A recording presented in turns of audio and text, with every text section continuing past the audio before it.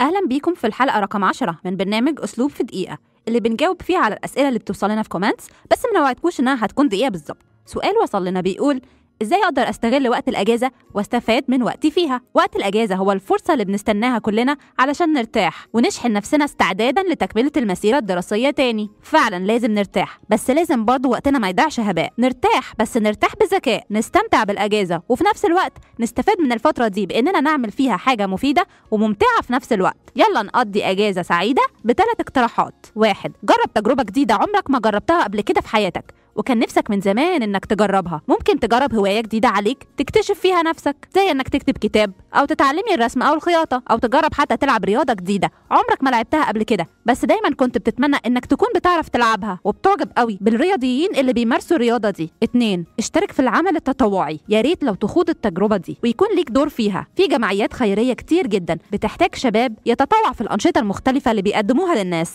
طبعا مش محتاجة اقولك الأثر النفسي الجميل اللي هيعود عليك لما تشعر انك عملت خير وساعدت حد كان فعلا محتاج للمساعدة. 3. لو في عمل معين نفسك تشتغله او تعرف شخص بيشتغل شغلانة فعلا نفسك تشتغلها، يا ريت لو تقدم مساعدتك ليه وبدون اجر كنوع من التمرين واكتساب الخبرة في المجال ده. غير الاقتراحات دي، انت نفسك كان في حاجات بتحلم تعملها وكانت بتطلع في ذهنك وانت قاعد تذاكر او تشتغل؟ لو مش فاكرها دلوقتي جرب تذاكر 5 دقايق بس وهتلاقي شلال من الافكار اللي هتجيلك. اكتب لنا افكارك دي في كومنت واعمل منشن لاصحابك وشير للحلقة مع كل الناس.